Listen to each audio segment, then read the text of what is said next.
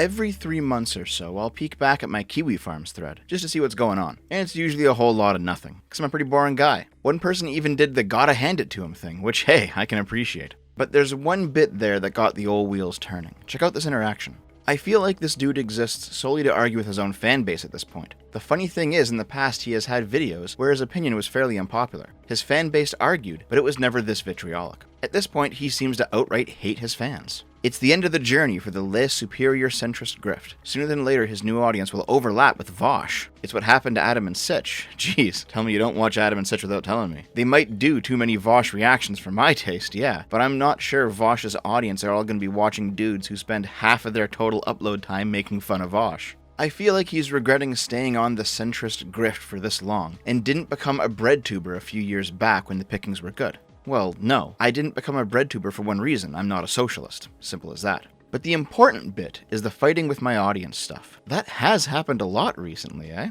Yesterday's SIP, showing how libs of TikTok were factually incorrect with one of their claims, that got some people pretty angry in the chat, frankly, irrationally. Or when Lilith and I covered the Mar-a-Lago raid. Or when Lilith and I talked to Richie, the detransitioner. Or that Purity Spiral video. In total, there may have been a dozen times that my audience has vehemently disagreed with me so far this year, to the point that we openly argue in the chat or the comments. And you know what? That's okay by me. I don't actually hate you guys, even when we have very strong disagreements. I'm not spoony. I may say you're wrong, I might even call you dumb, but I don't hate you. I don't want you to leave and never come back. But I'm also not going to say anything I don't think is true, just to keep you around either. At the end of the day, I do value my integrity more than being successful. This video isn't actually about the Kiwi Farms thing, by the way. They just got the noggin jogging. They'll say a YouTuber's going downhill because whenever they reply to criticism in the comments, they're just coping and seething, and they clearly hate their audience. But they'll also say that a YouTuber is a grifter who says only what their audience wants to hear in order to avoid losing them. And you can't be both of those things at the same time. But you know what? It's Kiwi Farms. They're here for the entertainment. Like from the comedy video, whatever makes the joke funnier without precedence. It doesn't need to be consistent, only funny. I can appreciate that. No, they just got me thinking about the concept of audience capture. I'm not talking about how to capture your audience, like how to be charismatic and hold a crowd's attention. I'm also not talking about a captured audience, where the audience is forced to listen to a creator. It's actually kind of the inverse, where the creator is forced to speak to an audience. The term was first coined, I think, by Eric Weinstein. The idea is that a content creator attracts an audience that doesn't quite align with his own views. So in order to keep that audience happy, friendly, and coming back for more content, the content creator's own views has to shift towards their audience. If the audience's views also shift, this can turn into a negative feedback loop, where a content creator is incentivized to continuously produce more extremist content in order to keep an ever-radicalizing audience watching. And most of the time, the content creator also ends up radicalized themselves. Weinstein described what he does to try and avoid audience capture in a July 2021 appearance on Rebel Wisdom. That I may have introduced the concept of audience capture because I've been worrying about the same thing from the beginning. I think I've counseled many people that you have to put poisonous tweets for the people who follow you, who you wish would not follow you. You have to make sure, in some sense, that they understand that you're not there to flatter them. And he's been doing this as far back as 2016, when he said, I try to keep an open mind with those who disagree with me, but any chance I get to shed followers with incurable hate in their hearts is welcome. And here's the same attitude in 2021. I periodically intentionally shed clusters of followers to avoid what I years ago termed audience capture, by tweeting fair points that I know unreasonable people will not abide. Whoever's left is usually fair-minded. I'm now worried I'm losing followers due to a purge, though. That last sentence doesn't mean that he's okay with audience capture, by the way. He later says, I highly recommend shedding those who attempt to steer you off the cliff. It's well worth the losses. We have many examples of those who have been lost to audience capture. The most high-profile one is probably Jordan Peterson. I did the Tubcast a little bit ago with Lilith and Taftaj on his Ellen Elliott Page rant, where he seemed genuinely unhinged. This is a far cry from the educated, articulate 2015-era Jordan Peterson, back when he was uploading university lectures. Where he was once intelligent, now he seems rather dumbed down. Where he was once inquiring and skeptical, now he seems close-minded and conspiratorial. Look at his interviews, too. Where he once destroyed Kathy Newman, now he sounds a bit whacked out talking to Kyle Kalinske. And while it may be his responsibility to not become a nutter, I don't fully blame him either. Look at what Jordan Peterson's gone through. A benzo addiction, a wife who almost died to cancer, the near destruction of his career, constant vilification wherever he goes, from a political camp that a decade ago none of us thought were even capable of doing. There's that comic where the leftist pushes the centrist into the rightist camp, and then the rightist guy picks him up, and the leftist guy is like, oh, all the centrists are just on the right in the end. That actually happens to a lot of people. Audience capture isn't just how your viewers fluff you, it's how your haters hate you too. It might be dumb to let yourself be controlled by contrarianism, but it's also very common, almost to the point that it's unreasonable to expect your average person to overcome it. Who is going to stay loyal to a tribe that hates them? With these two feedback loops in play, how a creator and their audience radicalize each other, and how a creator and his haters repel each other, we can see the mechanisms that push at least some people to the right. In fact, I think we all identified them during Gamergate even. Most gamers back then were edgy kids, yeah, but they still generally believed in the basic liberal center-left principles. And the common sentiment felt in the community at that time, I should know I was there, was disbelief that the game journos, who were all self-proclaimed leftists themselves, and openly virtue signaled about their commitment to honesty and integrity, had stabbed their own readers in the back when it came to uncovering the corruption among their own. I'm not surprised whatsoever that a lot of the old Gamergate and Skeptic people eventually drifted away from the left. And if that event wasn't its primary cause, it was certainly the first step. But it's not just those guys, it's people like Majid Nawaz, who started off by funding a counter-terrorism think tank and advocating on behalf of ex-Muslims. But once his posts regarding COVID being fake went viral, his new audience began to feed him new information, causing him to spiral into New World Order conspiracy stuff. Or it's Brandon Straka, the gay guy who started the Walkaway campaign, who popularized leaving the left, who left the left so hard he found himself at the Capitol riots on January 6th, telling the crowd to charge and grab police riot shields on the video. Or it's Emma Sulkowicz. This is Mattress Girl, by the way. Now we're going into the deep lore.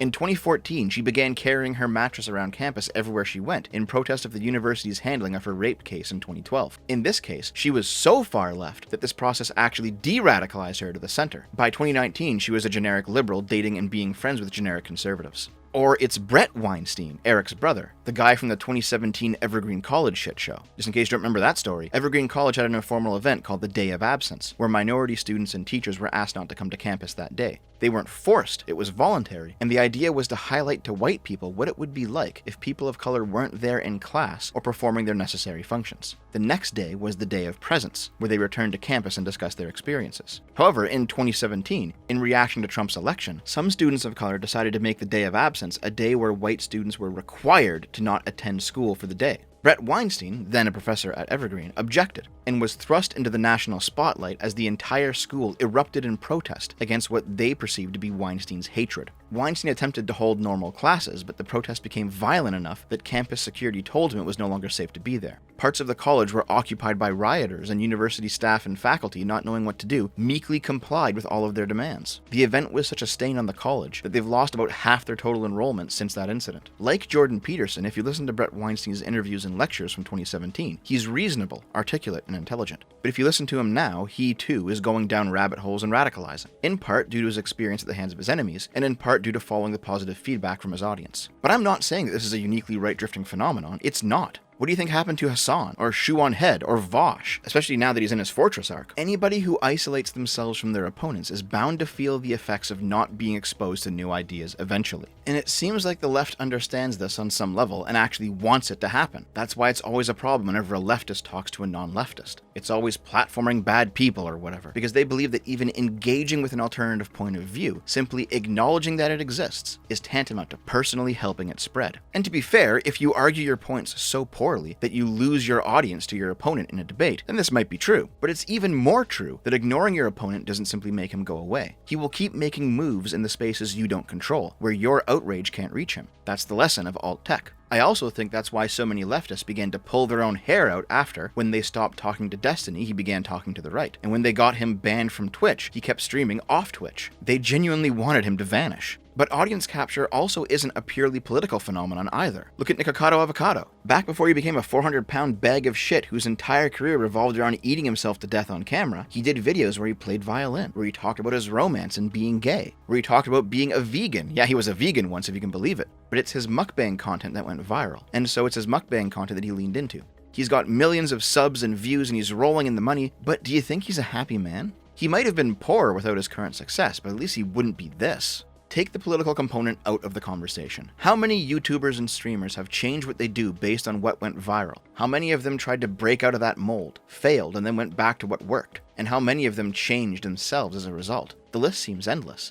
Game Grumps after John left, Doug Walker with Demo Reel, the Epic Mealtime guys. I feel like every corner of YouTube has something like this happening. Even me, to an extent. The deep lore of this channel is that it was started in 2009 with funny anime videos that I made with my friends when we were younger, hence the name Short Fat Otaku. But we also tried Let's Play stuff for a while before Gamergate got me into politics. Around a year ago, I received a hate message that probably got me to think the most out of any other hate message. Far more than anything from Kiwi Farms. It was a Vosh sub who said that the only reason I was doing political content is because I couldn't hack it as a Let's Player. I was desperate for my channel to take off, and because my politics videos made it, that's what I did. And that I would really rather be a Let's Player or a streamer, but I'm just not up to snuff. Is that true?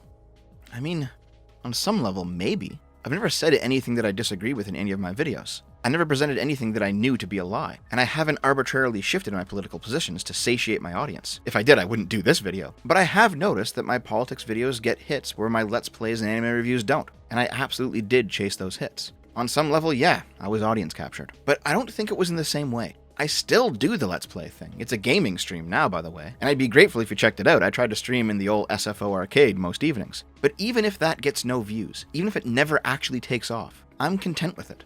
I would like it to, obviously, but my enjoyment of playing games and talking to my co-hosts and talking to the chat isn't dependent on my material success. I may be doing what took off to pay the bills, but I'm still doing what didn't, because I love doing them both. Consider an alternate universe where SFO is actually a gaming channel or an anime channel, where it's my gaming stuff that took off, and my politics videos get almost no hits. I might be happier considering how stressful the politics scene can be online, sure, but would I still never do politics videos? No, absolutely not. I'd be a gaming channel where most people are there for the gameplay, and occasionally I'd do a politics video, or I'd have a side channel with no traction or something, and once in a while I'd get a comment of somebody saying, "Man, I came here for the games, but I didn't know you were going to use your platform like this. I don't like your politics videos, just stop doing them and stick to the gameplay." And I would just be like, yeah, whatever, man. In both cases, my focus is towards what pays the bills, but I would still ultimately be doing all of what I want to do. Ever since I've heard of the idea of audience capture, I realize that it perfectly describes what I want to avoid. I don't want to get so mindfucked by the most extremist elements of my own audience, no offense, that I end up thinking exactly like them. And you shouldn't want me to, either. Isn't it more interesting when we actually disagree, and we can use those disagreements to explore new ideas or figure things out? I have a feeling that if you want me to be exactly like you, it's because you want me to propagate your ideas, and I'm not here for that.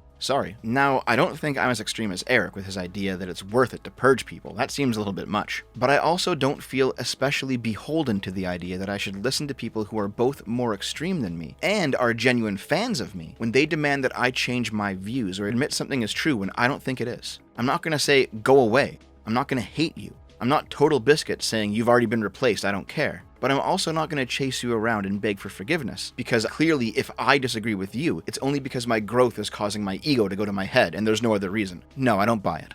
I think I said this in another recent video, but I'll repeat it here. There's a golden mean between doing exactly what your audience wants at all times, truth or integrity be damned, and going to war with your audience or consider them dispendable because they refuse to fall in line and worship you. And I think that midpoint is firm humility. I may disagree with you, but that means nothing beyond the disagreement. I do what I want, not because I don't value your time, but because I do value mine. I make the content that inspires me, when it inspires me. Not because I'm egotistical, but because I know that's when it will be me at my best. And most importantly of all, there are so many people I once respected and watched religiously who have been mind-fucked by audience capture. It's true that I don't want to become somebody I'm not, but I also don't want to be that disappointment for you. You might disagree with me, you might even stop watching me one day, but I never want you to be able to say that I changed and betrayed what I used to be all about. No. If I'm gonna go out, it's gonna be a different way than that.